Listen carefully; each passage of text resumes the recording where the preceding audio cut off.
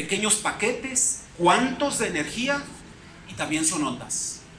Y este es lo que conocemos en la mecánica cuántica como dualidad. La naturaleza es dual. La naturaleza se comporta como partículas y se comporta como ondas, a veces como unos y a veces como los otros. Y hay cuadros muy bellos, por ejemplo de Escher, ¿no?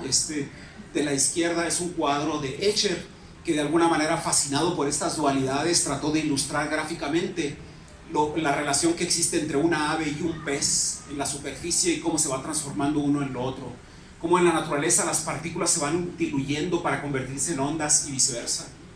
Y luego obras más modernas que tratan de imitar lo que dijo Escher un poco alrededor de estas ideas de la mecánica cuántica y de la dualidad onda-partícula. Ok, pero ¿qué pasa con los átomos? Estábamos también no solamente interesados en la luz, sino estamos también interesados en los átomos. Y ahora me voy a tener que ir muy rápido porque se me fue el tiempo. En los átomos había también filósofos muy antiguos como Demócrito. También vimos que Lucrecio había meditado sobre los átomos en De Rerum Natura.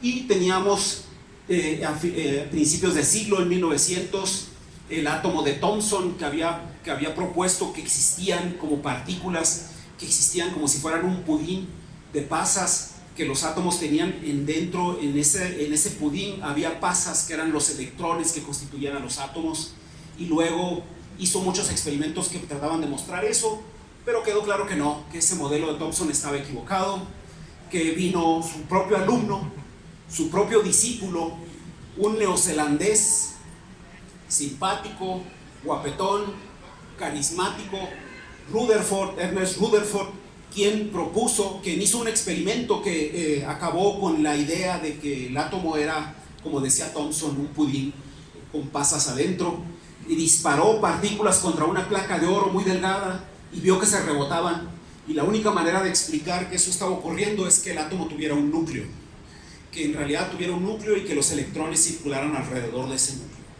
Este joven fue fundamental también, y mencioné el carisma de Rutherford porque fue fundamental para el siguiente modelo de átomo.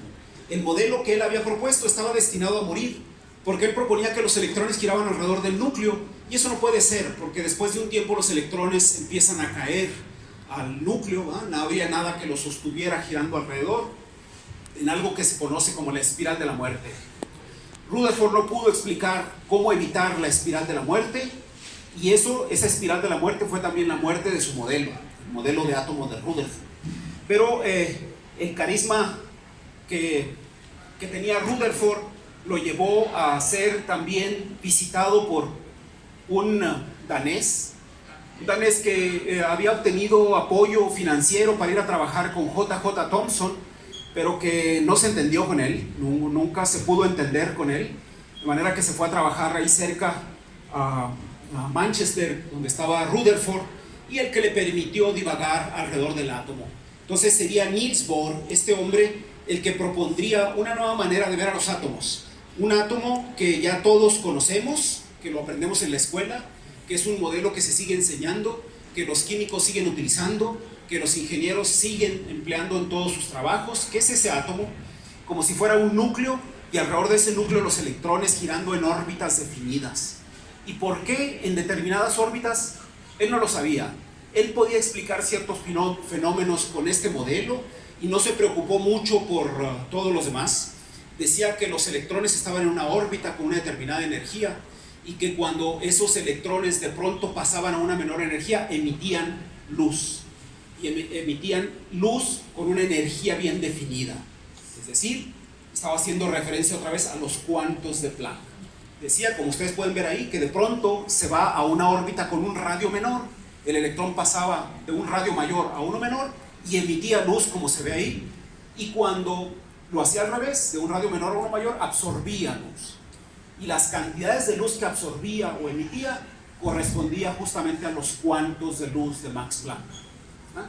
Nació así pues un átomo que es el átomo de Bohr, que no serviría y no sirve, no es la manera como concebimos a los átomos actualmente, por eso también le debemos poner fuego, ¿ah? Pero que es un modelo muy útil, que se sigue utilizando porque describe muy bien a la química, describe muy bien los materiales, describe muy bien las cosas que hacemos. El modelo de Bohr celebramos hace unos años, 9 años, ¿no? En 2013 celebramos los 100 años del átomo de Bohr. Fue un festival en todo el mundo porque es el modelo más duradero de la física, el más útil, etc.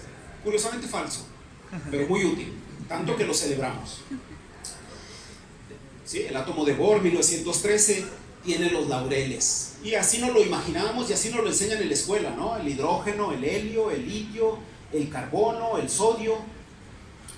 Pero entonces surgió también la inquietud por gente como este francés, un conde francés, un físico de la nobleza, que para entretenerse hacía física y que se preguntó si a los electrones que están en los átomos también les podíamos asociar una onda como se había hecho con los fotones. Y entonces les asoció una longitud de onda, y eso llevó a este alemán a pensar en la idea de que los átomos realmente no eran como los proponía Niels Bohr, que se trataba realmente de ondas. Y él propuso describir a los átomos ya no como lo decía Bohr, sino como una nube que se puede representar con una onda. Los átomos de Schrödinger se verían así, con un núcleo acá y con el electrón que puede estar en cualquier sitio, que no está en un lugar determinado, que está representado por una onda que no tiene una posición, un volumen, una extensión determinada, sino que es una onda que puede estar en cualquier parte del átomo. Y este es el modelo que actualmente aceptamos de los átomos. Los átomos, otra vez, adquirieron la dualidad de onda y de partícula. ¿Sí? Los electrones se comportan en los átomos como si fueran las dos cosas. Y de esto ya no les voy a contar mucho más porque no me da mucho tiempo y quiero todavía tener tiempo por si tienen ustedes algún comentario o pregunta. Pero básicamente los átomos en la mecánica cuántica están formados por un núcleo y por un electrón como una nube de probabilidades que está representada por una onda. Nosotros a partir de ese objeto, de esa onda, podemos calcular la probabilidad de encontrar al electrón en algún sitio. Y de esa manera, los átomos